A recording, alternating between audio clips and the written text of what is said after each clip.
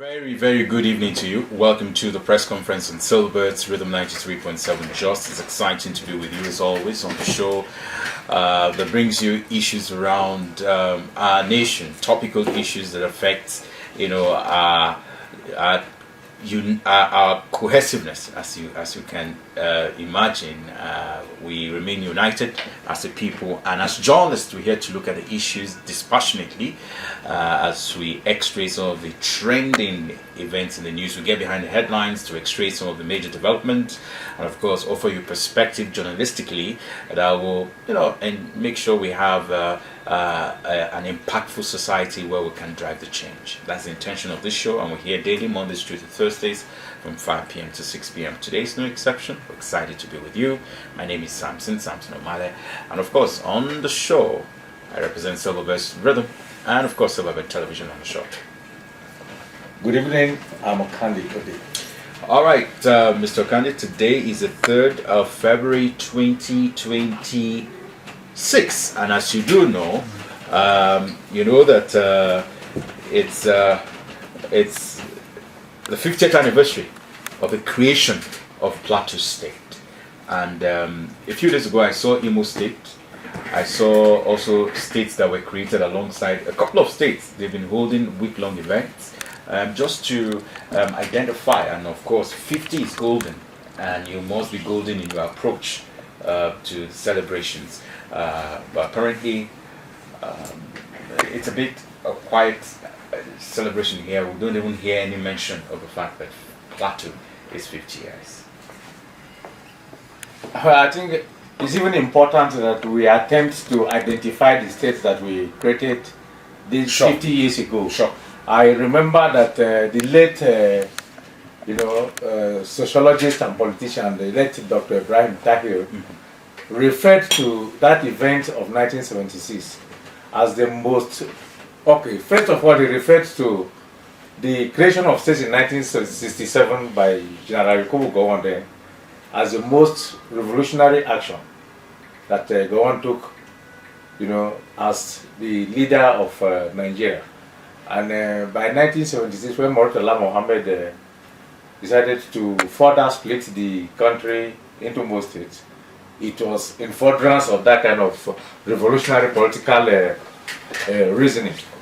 And historically, by that day in 1976, the country was changed from a 12-state structure to a 19-state structure. And because of the creation of these 7 new states, the nomenclature of some states too had to change.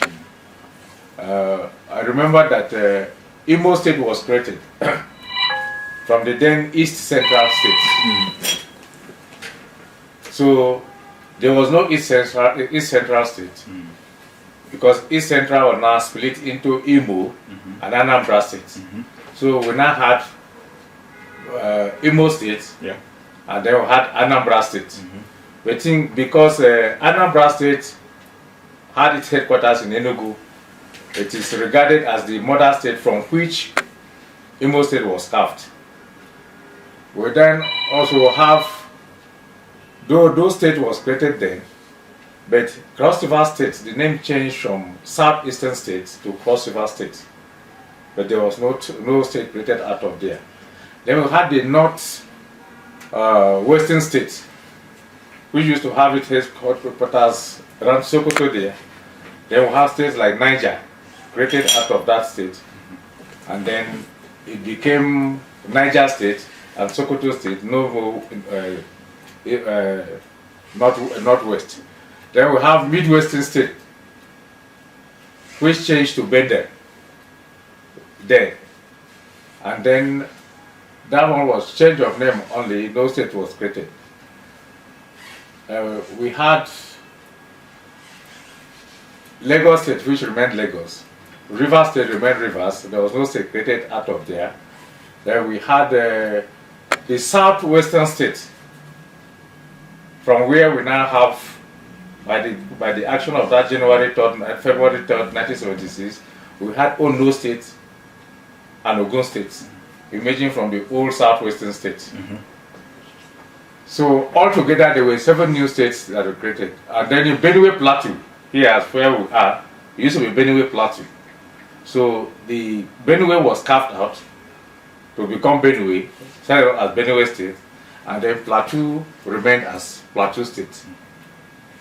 And then today is the 50th anniversary, and I think there was every need for the states that are celebrating or marking it or taking stock. There is actually every need to take stock.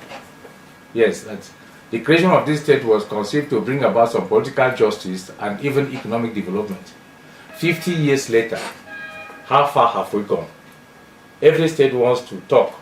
How have we fared in terms of, economic development, in terms of industrial growth, in terms of manpower development, in terms of provision of infrastructure, and all such things? Could we have been, or have we actually done better? Have we got the benefits of being a state of our own? And I think a lot of these states, most of the states that were created then, were celebrating today. If you've been through some pages of newspapers or Sure. watch television, then you see one activity or the other is going on in the different states. It's only Plateau here, but as I pointed out earlier, like in Anambra State, because the capital of East Central State was Enugu, and Enugu remained the capital of Anambra. Anambra actually feels it is Imo that was created, not Anambra. But there was change of nomenclature. So there was a birth of 2 states. The same thing as in Benue Plateau. We used to have Benue Plateau State. By action of February 3rd, 1976, we now had Benue, and then we had a Plateau. So, like the lawyer would say, both of them were equal in equity. Benue State is celebrating. So our question here is that Plateau appears to be silent. Or have you heard anything anywhere? That's what I was trying to ask you. I mean, it's been quiet. It's been a little bit too, I don't know, to say the least, obscure and absent in terms of the approach to this celebration. I heard, well, let me not promote that here, but I mean, I'm a bit surprised that Plateau, with its elitist nature, cosmopolitan nature, should have provided leadership to all the states who were created in 1976. But albeit, we found ourselves in a place where, for whatsoever reasons, I think that it wasn't thought of. Somebody didn't think about it. Somebody who is responsible for this didn't bring it up, and pursue it. In fact, Bauchi here, our neighboring Bauchi, Yes. was created from the northeastern state. Yes. That is, well, now we have Borno, and then had Bauchi State. So I don't know what happened. I know that there will be deflection of what we are speaking about today. Somebody will come over and say, hey, look, that was, why should we make? But these are we're just stating the obvious, that even for the sake of history, now that history has been returned, to primary school, secondary school, and all of that, for the sake of history, for children who went to school today, they should be reminded that where they are a resident, that this particular state was created 50 years ago, and these were people who were their leaders. Something created, or some events, designed to really enhance and promote the history, culture, and people of Plateau State. But we had an opportunity, and unfortunately we didn't take advantage of it. Unfortunately we didn't prepare for it. Unfortunately we took a back seat amongst the league of states. It's really strange. It's quite strange, and maybe we need to reach out to especially the Ministry of Information of Plateau State to find out what exactly, because this kind of celebration should be domiciled. I may be wrong. You are not wrong. Okay, fine. You are not wrong. The Ministry of Information should have provided leadership in this direction. In the different states that are celebrating, Yes. it's the media that is driving the celebration. Very true. The journalists in the various states are very, very involved in the activities, remarking, because they want the world to know. Yeah. So you cannot do it without publicity. So the journalists are really, really involved. So, but if here, that is, we didn't hear anything from the Ministry of Information. As I keep saying, that is, I don't understand why. Yeah. I don't really understand. And then, aside from the Ministry of Information, we must not also fail to ask the Directorate of Research, which now is domiciled in the government house, what they were doing or what they didn't do, how these slipped their hands. Also, the office of the Secretary of State Government also so many, that has is, the in fact, responsibility in simply, this direction. yeah, at the end of the day, So- it will translate as the government of Plateau State. Yes. When you put all those arms together. Yes. John Biden needs to explain why it slipped, their consciousness that the Plateau State is, making history today, that is being 50 years old since it became part of the political lexicon of Nigeria. Yes, because before that day there was no Plateau State. There was a Benue Plateau State, which ceased to exist from that 3rd of February, 1976. So I think Plateau should have been part of it, because there was an action took place here that changed the structure of the state. That's right. Yes. That's right. So they should, if other states have cause to celebrate, they too should have cause to celebrate. Perhaps maybe without sounding maybe defensive, maybe they wanted to just observe the day quietly. That Maybe- is quietly how. Quietly, we don't need to make too much noise about Since it. Christmas also, the issue of crisis in Plateau State have abated one way or the other. We thank God for it. Yeah, but So- I was going to make a comment about some killings yesterday in Zurich, and we're going to talk about that as the next item on our agenda, but go ahead. So I don't think there is any excuse for low-key. Even if it is low-key, it should be so pronounced. You understand me? Yes. Someone will say, okay, we'll make a broadcast to the states, taking Very well. that is, let us take stock like this. In fact, it was even a moment to reflect on why this recurrent crisis, and on the eve of our 50th anniversary, that this is not how the journey was from the beginning. If the state was so crisis-ridden from the beginning, from that 1976 to now, I don't think 50 years later, the state will have been standing to celebrate this anniversary. So it was even a moment for us to reflect on how did we suddenly got to this turn, of us grappling with crisis every day. Because this journey was smooth from the beginning until we got to somewhere. Why it is so? Today was a day for us to even interrogate what has been our contributions, where have we got it wrong, that we are now having this kind of experience, having this difficult, relationship that have suspicions, the fear of this, feathers, famous, and all such things. It was a very good day for us to go for maybe what actually or colloquium or whatever, to ask and seek solutions to these responses to these questions. Is it like I don't know. I cannot consult for the government in this matter. It has not even come to me for us to consult. Yes. okay? But that's it. But we'll say congratulations to Plateau citizens, congratulations to residents on the state, congratulations to the indigenous people of the state. Yes. Right, and all those who have been part of the Plateau story. This time around, not Plateau project, the Plateau story. Yes. From the time of creation, state creation, to where we are. A man who is 50 years should have seen a better part of life. Of course. And so for a state 50 years on, I think it would have been a time for us to see how far we're fared. A time to celebrate the greats. I don't want to mention any names, so I will not leave any. And even out. project. And even project. Yes. Now, if those 50 years, there was no internet till recently and the rest. If we could achieve this, now we have explosion in technologies, internet science is overtaking a lot of things. How can we project for the next 50 years? Can we do better? So I still say that there was need, even if there was need for some reflections, for some ruminations on the journey so far, and what is the future. All right. I think we've said enough of this. We may get some answers in the days to come, but it's a missed opportunity. It is a missed opportunity, a missed platform to tell the Plateau story. If you're just tuning in, it's a press conference on Silverberg through the 93.7 Jones, and as Mr. Ode was speaking, just to let you know that at least 5 residents we hear and a soldier were killed in an attack on Monday by suspected bandits in Zurich community, Bashar district of Plateau State. Residents said 3 soldiers are currently missing following a gun battle with the attackers.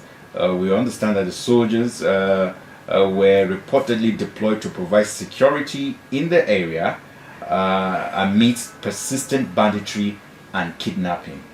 What this newspaper is reporting is that the assailant had earlier burnt down several houses in Sabungeri community, also in Basha district, before proceeding to Zurak. While you were trying to highlight the fact that we've had this whole kind of relatively peaceful, calm and all that. Yes. But we've been having pockets of this kind of killings in different parts of the state, especially in the hinterland. Barking Ladi, we've had Costa, yes, and even in Riom, we keep having these bits of attacks and killings. And this happened yesterday, quite unfortunate. Right now, one soldier confirmed dead, 3 others are said to be missing, according to, this is not a report, according to the Daily Trust report of today.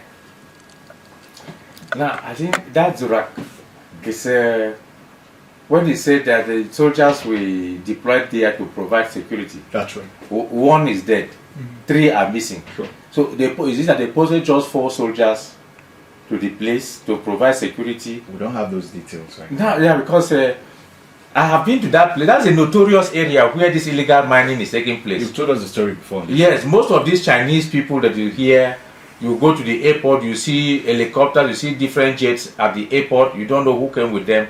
They pack and go to Zura. I was there in 2017. That time, this was the former governor of Ekiti State. And they fired me. Who was the minister of solid minerals. That's true. Lalong was also in power that time. And the NSA. The NSA. They came to the place, including the member representing was then in the House of Reps, who is still the same person, Idris Maji, who were in that place. And I've been hearing of that place. One, to go from Basha to Zura, Company Zura, it's a whole distance. No road. Wow. No road. Now the only vehicles that could go in there, you find this kind of high capacity or medical vehicle like Hilux vehicles, and the trucks, the trailers that go all the way inside to load the tin or whatever the minerals. They start from there. Now, how is the community inside? The community is a mixed community already. You have a lot of Chinese nationals, foreign nationals there. You have people behave like outlaws. They smoke these hard drugs, these hard substances, yes, hemp and the rest, and move about freely. And then, something intriguing for me as a then, I had to find my way to walk to where it was like the town of Zorak. And then I discovered too that ladies who were ready to offer, exclusive services to men were coming from different locations of the north. And then motorcycles were transporting them from Basha inside, that is to Company Zorak. And as at that time, one person was paying at least 3,000 naira for that service, and they will carry 3 persons. Those are the motorcycles. Yes. That time too, this sachet water, otherwise referred to as pure water, it was being sold inside for 30 naira a sachet. Now it was a booming business inside. We're going there, a lot of other mini trucks carrying pure water that broke down on the way.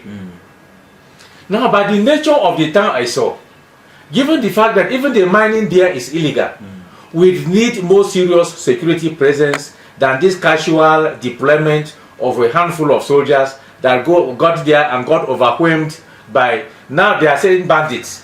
We can't even tell whether they are actually bandits. Because the people who are even mining there, they know that their business is illegal. They know that any presence or at any point in time, the law enforcement officers could get them apprehended and bring them before the law. So they are enemies. So it may not be correct until actually investigate it to term those who carried out that action as bandits. Okay. My position is that the state should do something more serious, more permanent, about the presence of security in company Zurich. And that if the government is very serious about this illegal mining something, even that road to company Zurich should be given some touch. Should make it more accessible so that only criminals will not go and then populate the place and then make it unsafe for a lot of people, so that these illegal mining activities will be going on. It's a very serious matter. So security deployment to that place should be much more serious than what we are hearing. In fact, there's nothing wrong if we have a small barracks or a police barracks or station inside that company Zurich. Okay. Thank you very much. And again, it's a border community with Taraba State. So he comes with his own gamut of challenges in terms of managing security. And just as you said, I mean, more needs to be done.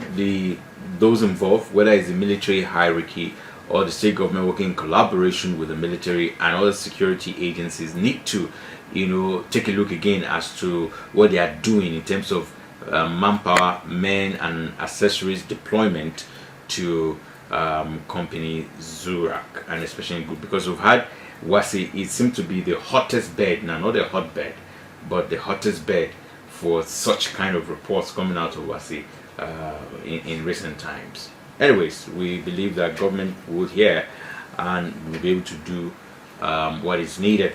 All right, let's talk about arrests now as we move away from Plateau State, except if there's one more thing you think we need to consider about Plateau State. All right, so this is no. So the Department of State Service, Mr. Ode, has arraigned former Attorney General of the Federation, Abubakar Malami, and his son, Abdulaziz Malami, on 5-count charge of terrorism, financing and sitting and setting terrorism, and illegal possession of firearms.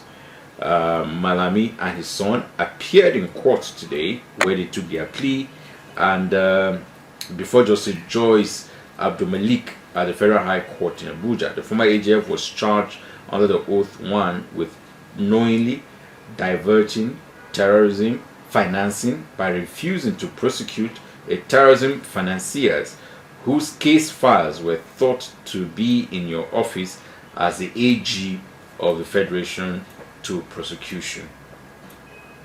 Both Malami and his son were jointly charged under count 2 to 5 for unlawful possession of firearms. They pleaded not guilty to all of the charges.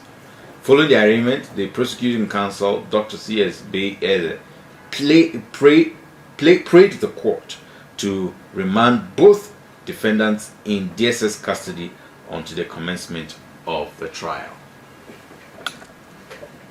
Interesting times we find ourselves. But it's not an exciting development. No, it's not exciting. That's why I say it's a normal, it's a very familiar thing we have been witnessing. No, we're not really been witnessing. This is just a former minister now. No. In charge of a ministry for what I'm saying is, when I say we'll be saying it, is listen to me first. You see, where will it end? We have been seeing all these issues of former this and that being tried for this, former governor of Kogi State being tried. At the end of the day, what happens? We know that yes, even here we have been calling, even when he was still in power, we used to raise a lot of issues concerning the issue of the return Abacha loot and the rest. Nobody cared to ask. Now he's out of power. He's being charged for this and that, not gun running, terrorist financing, and all such things.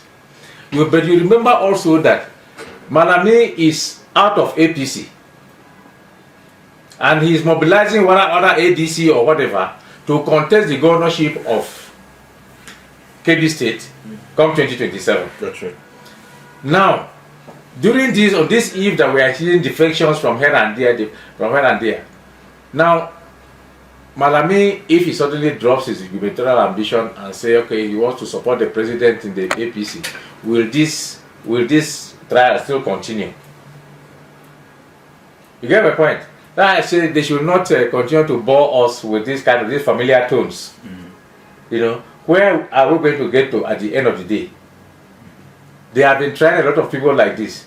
How many, we can count how many public officers have actually gone to prison in Nigeria. We have also seen in the same Nigeria where a former governor got to prison and was brought back from the same prison, but from the order of the same court that jailed him, and up to today is a free man. We are having a past president chairman of the APC who said, whatever are your sins, come into the APC and you shall be forgiven. So should we continue to you know, our listeners, or let me see, the Nigerian public, they continue to pull a wool across our face in the name of, say, trying former this thing, raising highfalutin charges, say terrorist financing. They should break it down. Now that we see the person who has been sponsoring Boko Haram or bandits or what, that they found him with gun and all such things. We need to hear. See, ordinarily it would have been a good thing if this case will be tried and taken to a logical conclusion and let justice be done. But what I'm asking Mr. Ode is, what are the lessons for former public officials? Well, you cannot talk of lessons when the conclusion has not been reached. What will happen to Malami? It's too early to talk of lessons. No, but again, but it's not too late now because I mean he has been arrested. He has not been found guilty. So what is the lesson? He has been arraigned. Yeah? So that the arraignment does not constitute anything. Anybody can be accused. Yes. If that's a private person you are sitting, any of us could be accused. You know, it's left to us when we appear in court to prove our innocence or otherwise. It is only after you are found guilty that a label is cast on you. So he has nothing. For now, Malami is still the same Malami, former minister. Okay. And he is punished. Then we talk of lessons for, you know, public officers. Now, if there is no lesson, if at the end of the day he is not found guilty, then the lesson will be for public officers that they should always maintain a clean slate, so that even when you are charged innocently, you can always prove your case. So I don't think there are lessons yet. Okay. Yes. But there certainly will be lessons, right? There certainly will be lessons. If it is not a political show they are putting up, if it is actually there is actually determination on the side of the government, there is that will to use this to correct certain things, to show that a certain public officer abused office, and then take the case to a logical conclusion and prove him guilty of the charges that have been brought against him, then we will agree that the trial has meaning for Nigeria state and the continuity of the Nigerian project. If if it ends as others have been ending, yes, there is no need for them to even waste our resources and time. Well, it would have been very interesting to hear what was the mind of those co-plotters when they decided to do this. What were some of the issues that they were targeting? You know? But you see, but yesterday we read this here, the way manner you are bringing this one in, let the listener not confuse the co-plotters as if the charge Malami with co-plotting too. Sure. You understand me? Sure. The way you brought it in, you didn't separate. Yes. Yes. Malami's case is different from co-plotting. Yes. You know, if the co-plot, as I said yesterday, that I do not think that court martial is the thing. Yes, if they have been found to have been implicated in co-plotting, they should be tried in a regular court. And again, for what you are raising, that what was their thinking or whatever. Now that is where I have been talking about the processes in the courts, the technicalities involved, rather than the substance of the issues. That it will the business of the court will be to establish, to agree from the evidence that will be brought before them, that indeed there was a cause or there was a plan to stage a coup. You understand me? No judge will go beyond his brief of what is before him to want to know from those who carried out the plot, why did you involve in this? That is where the substance is. They work on the technicalities, and which have been insisting is part of the weakness of our judicial system. All right, we'll take a break very shortly, and then when we come back, we'll have some more for you on the press conference. Stay tuned. All right, you're welcome back. This is the press conference on Silverbest Rhythm 93.7. Just very shortly, we will be opening up lines and getting you to make contributions on the issues we've talked about. But it's always so interesting to hear that the United States Department of Homeland Security has said it will deport no fewer than 79 convicted Nigerians listed on its worst of the worst criminal list. That is embarrassing and very degrading and demeaning for our country. That those on that list are the worst of criminals. On the website of the Department of Homeland Security, they revealed that the 79 Nigerians were convicted of offenses bordering on fraud, drug peddling, assault, manslaughter, and robbery, among others. The note that accompanied this deportation notice stated that the convicts were arrested as part of the United States crackdown on criminal immigrants. And they went on to say a whole lot. But my worry is that if these are criminals, you send them away from their country, send them back to their country. Some of them possibly don't even hold Nigerian passports anymore. They may be holding US passports, so they are US citizens. And now you're bringing these criminals into the country, so that what will happen? When you take moi or akara or kose to the market and it's not good to sell, it returns to the owner now. Really? Yes. You want the market to own it, did it fry it? It must return to the owner. Every bad product will return to the owner. Yes, it's a challenge. But this bad product may not have been the fault of the owner. It may have been the fault of the environment and society where it found itself. But it has identity and ownership. You understand me? You see, the only point I will say here is that, you see, it's embarrassing, actually. But like my grandmother used to tell us, so sometimes it is the same stomach that gives birth to the angel that also gives birth to the thief. You understand me? By this morning, one Ugochukwu, 18-year-old boy, was being celebrated for winning this motor riding something, sport. Formula One. Yes, Formula 1. 18 years. You know, and the whole media, those of us that we're full of cheers, you know, good publicity. And so we have to contend with this one too at the other end. You understand me? The important thing is how ingenious will the government be in handling it. It has been going to say to handle. They have been trying to hire some public relations expert to see how it can do a certain image laundering in US. It is in a situation like this that we need these PRO consultants. How do we handle this bad publicity? How do we reintegrate?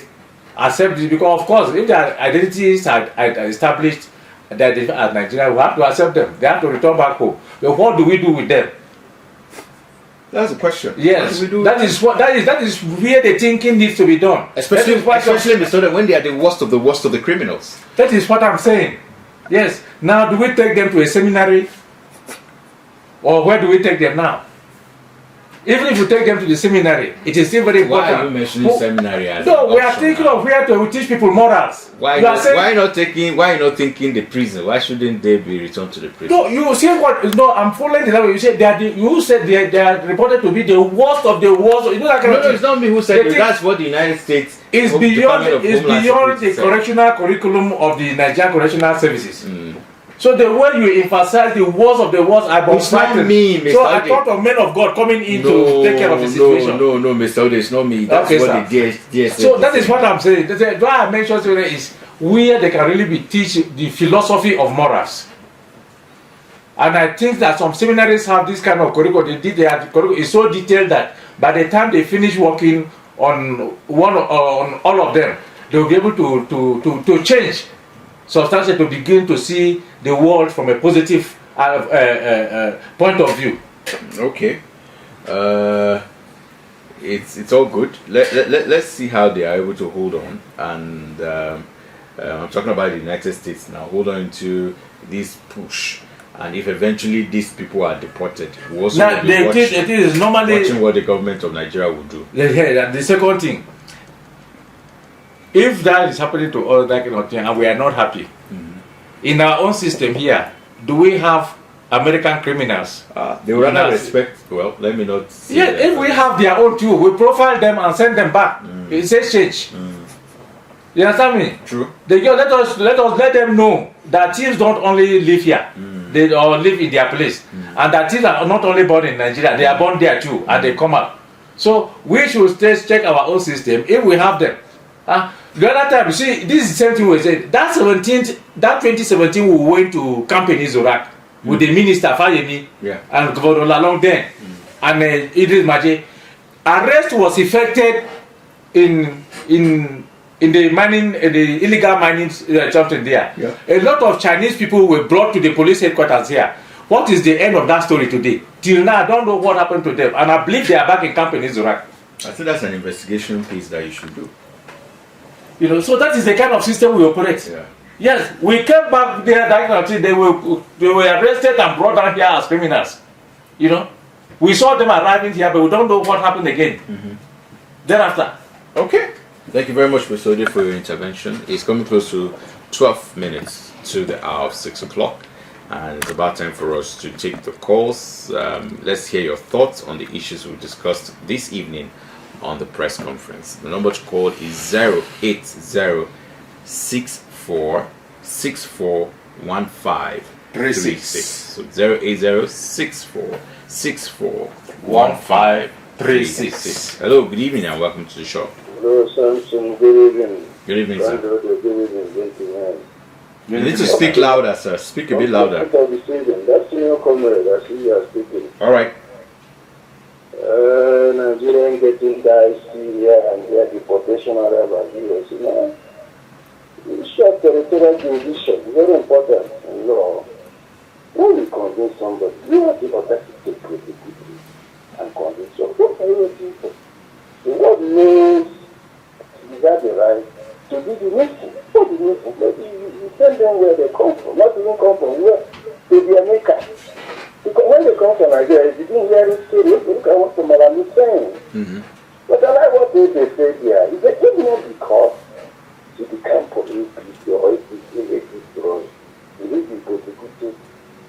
That's the young man. Nigeria is finished. Look at it. Look at since 1990, one place 2015.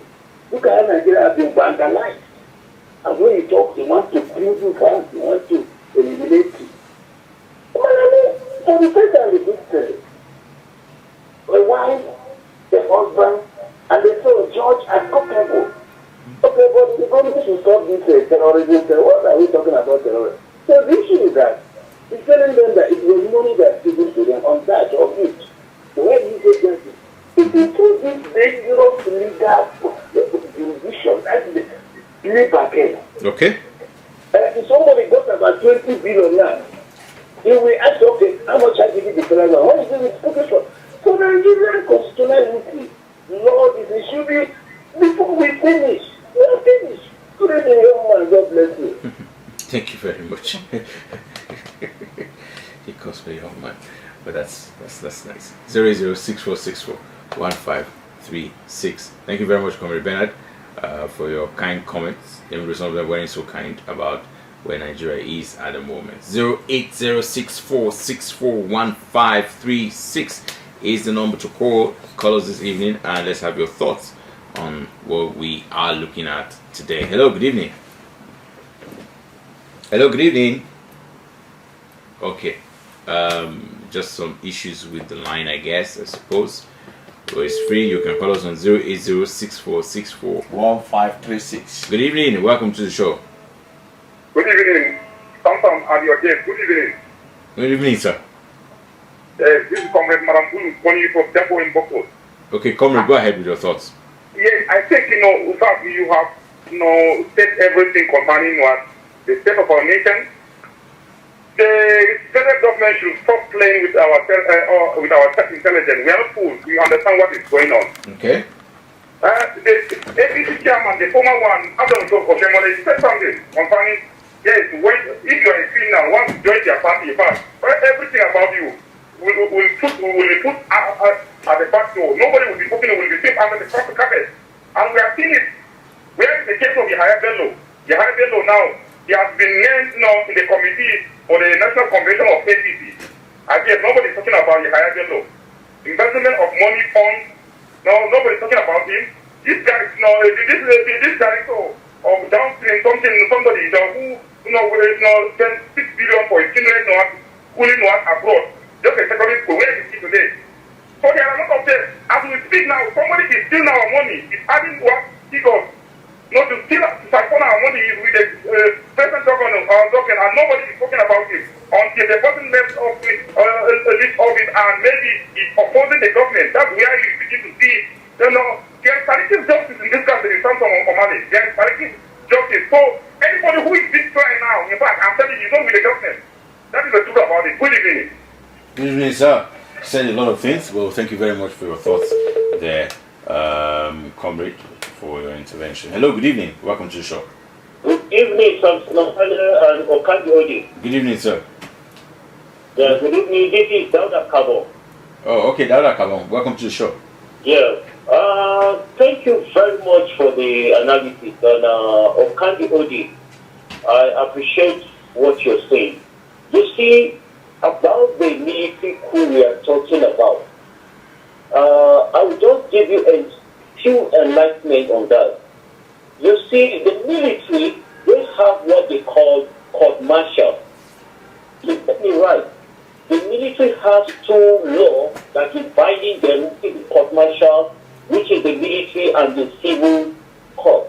And now, those people that are agitated that they are social agitation on coup, they will be tried on the military aspect of it first.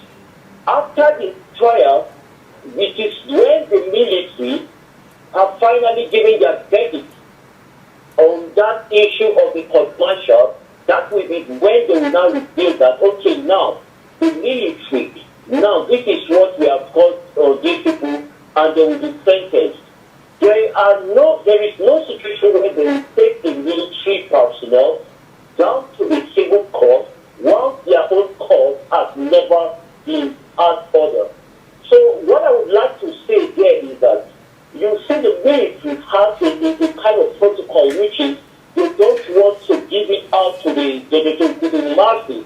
I don't want you to know much. I will not tell you and I will not give you the much enlightenment because it will not be on my mouth. But the military there, their own is that once the military verdict has been passed to those people and they're being found guilty, then they are caught, their verdict has been passed to them, they will finally be convicted according to the law.